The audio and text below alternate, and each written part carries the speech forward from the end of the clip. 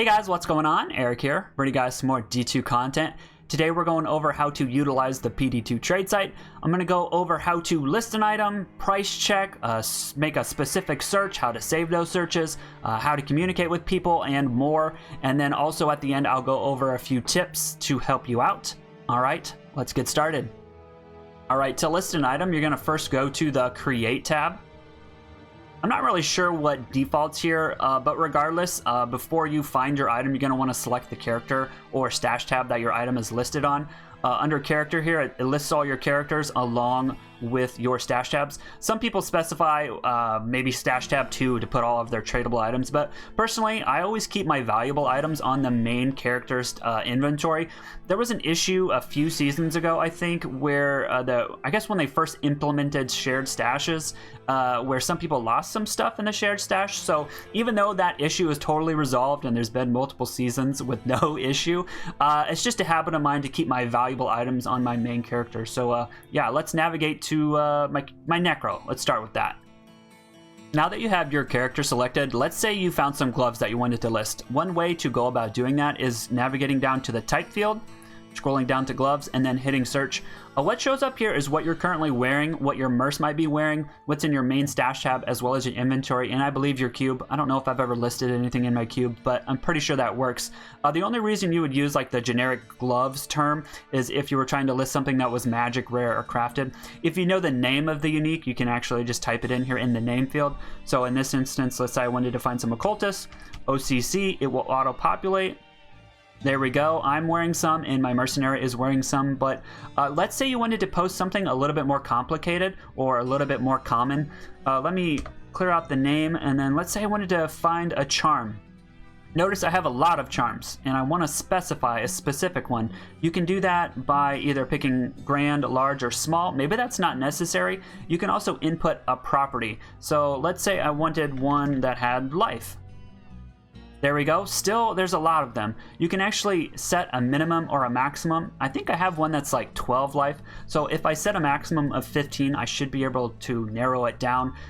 In this instance, let's say I am using all magic charms. This is a cold skiller. Another way you could specify that is typing in cold S, cold skill damage. This is the only one, and then that way I can specify the item that I want to trade.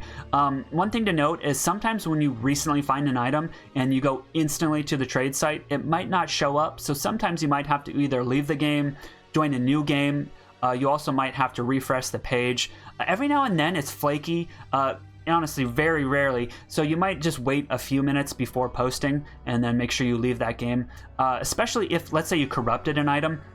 It might take a second for that corruption to register on the trade site. So try refreshing, try leaving the game, or joining a new game. Now that we've narrowed down our item, let's go ahead and create the trade. Hover over this green plus sign, hit create trade.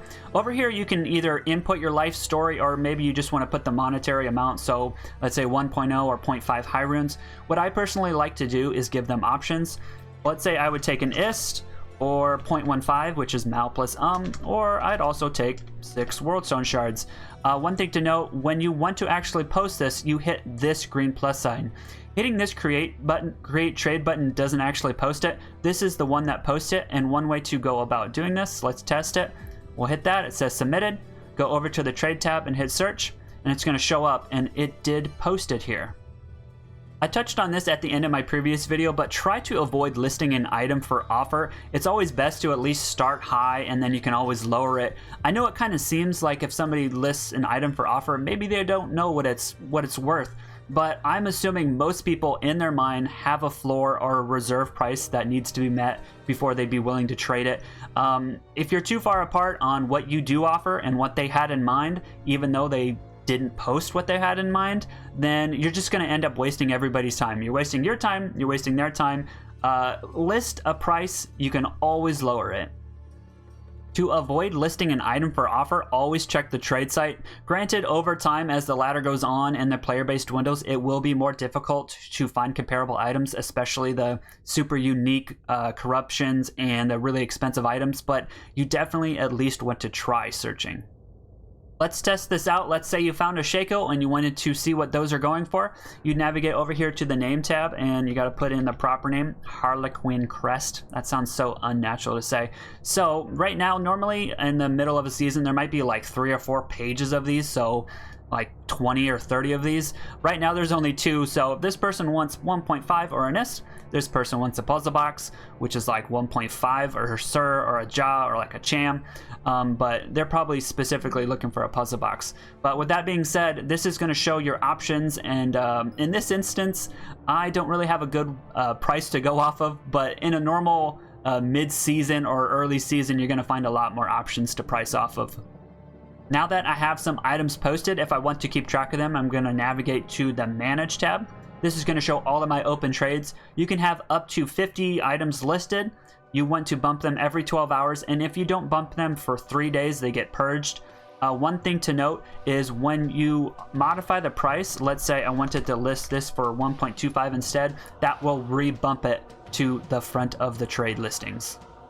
I don't really utilize the offers tab too much, but if you have a lot of incoming and outgoing offers, this is a good way to keep track of them. When you're ready to offer on an item, there are a few ways to go about doing that. You can actually click the offer button and offer directly on the item, and then they'll get a notification.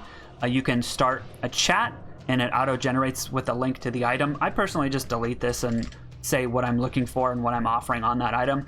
And then my favorite way to do this is if you hit this icon, whether they're online or offline, it auto generates a message that you can paste in game. So let me just show you what it auto populated there. It has their account. It says, I'm interested in your blank for blank. That sounded kind of dirty, but that's my favorite way to go about trading if they are online. If they're offline, then I usually message. One thing to note that if you do offer directly on the item, it is anonymous. The only person that can see your account is the person who listed it. So if you're in a bidding war and there's 8 different listings, you don't know if that's the same person or 4 different people offering on that item. But one thing that I do every now and then is if I want to keep track of an item, you can actually open this item in its own tab. You can click on the name, or you can open it in a new tab if you want to keep track of it. And every now and then I'll refresh and then I'll see what the status of the bidding war is. One thing to note is the website account name might not necessarily match somebody's in-game account name. So let's say somebody started a chat with me on the website and I responded and they weren't getting back to me, so I wanted to try to message them in-game just in case they're not getting a notification, or if I wanted to see if they were online. If you go down to your chat and you click on their name and you click on their name again, you can actually see their most recent trades. Usually people have trades open, and then here you got your icon, and then you can paste it here and you can actually see that person's account name, whether or not it matches their website account or not. One thing I just thought of is if you're trying to locate somebody in game and you know their account name, you can type in a trade channel, or in a game you can type /whois space and then their account name, and then if you hit return, it will say when they were last online, or if they're playing the game, or if they're in a public game, it'll actually list which public game they're in. There are like do not disturb or things you can do to hide yourself, but I believe most instances this should work.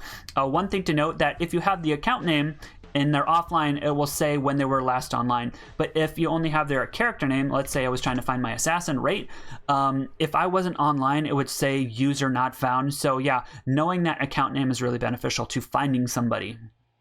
When it comes to notifications on here, they're kind of flaky in terms of like audible notifications, but if somebody offers on your item directly, you will get a bell notification. And then if somebody starts a chat, you will get a sound notification as well. A couple things to note: if you do get an offer, it shows up right here. And if you click on it and it doesn't take you directly to that, one thing that helps is if you right click that offer and then open it in a new tab, that will take you directly to that item listing with that person's offer. Another thing to note is if you are in a chat with somebody and you have that tab open and your cursor's in there, you're not going to get a notification if the person keeps responding. But I believe if you are in a different tab then and it hides it, you should get that audible notification. If you're actively looking for multiple items at once, let's say you need like 5 different upgrade slots, you definitely want to utilize the My Filters. For example, let's say you were looking for a Mara and you wanted it to have $3 skills. We'll input that, go hit search. What you can actually do is you can save that under the My Filters dropdown. I'm going to name it Mara.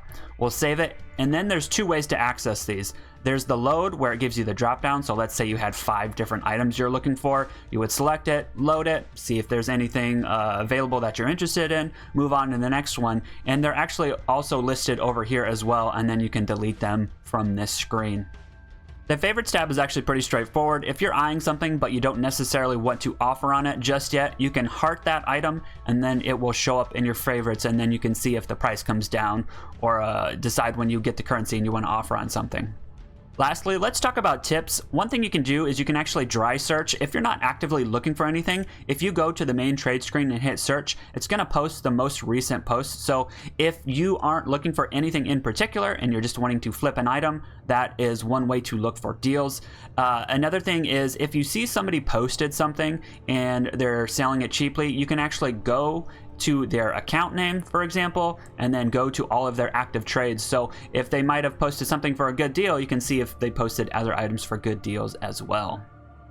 Another good tip is knowing some of the shorthand words or even just a couple letters to quickly auto-populate the attributes you're looking for. For example, let's say you were looking for something with increased attack speed. Simply typing SP will put increased attack speed at the top. Another really common one for your casters are KIL. It puts your life after each skill, mana after each skill, and even the quickest way to find your all skills. Similarly, let me show you the quickest way to find your desired facet. Obviously, typing in facet here under the name will narrow it down to facets, but if you wanted something for your cold source, typing in the element followed by S will bring up the element skill damage, and then for the pierce, type in enemy followed by the first letter of the element, again C for cold. Then if you put in the minimums, that will bring up all the 5/5 cold facets.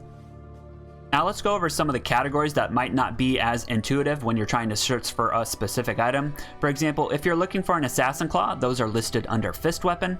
If you're looking for a Necro Offhand, this is going to be under Shrunken Head. If you're a Throw Barb, I know there's Throwing Axe and Throwing Knife, but more often than not, you're going to be using something called a Javelin. That's going to find most of your high-end throw weapons. Also, if you're a Zon, Crossbow Quiver. If you're looking for bolts, that's what your search here. And then if you're looking for arrows, that's going to be listed under Bow Quiver. Another good tip to utilize if you're looking for a high damage weapon but you don't necessarily care for the base, you can actually search just for the enhanced damage. So if you typed in enhanced damage, it'll be the one at the bottom here, and then let's say you're searching for anything with at least 500 ED, that's going to pull everything up. More often than not, it's probably going to be bows, but if you did want to specify an axe or a polearm or a sword, you can add additional filters and save those, and you can search through your individual filters.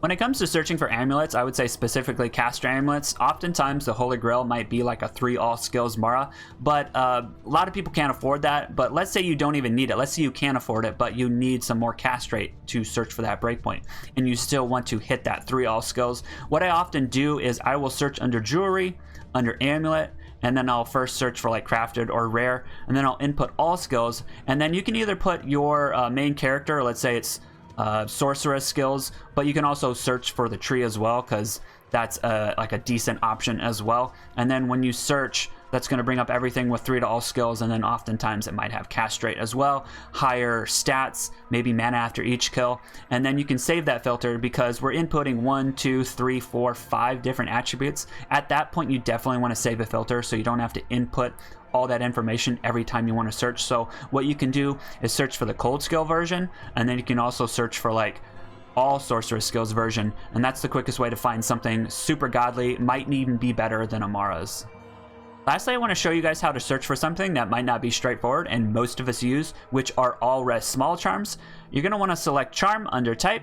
For the base, you're going to hit small, and then we'll input the attribute of all resistance. If I were to search right now, this would also include Annie's, so you need to specify magic. Now everything that pops up is going to be an all res magic small charm. If you guys end up enjoying the video, leave a like. If you guys have any questions, leave a comment. If you guys want to see more from me, subscribe to the channel. All right, bye.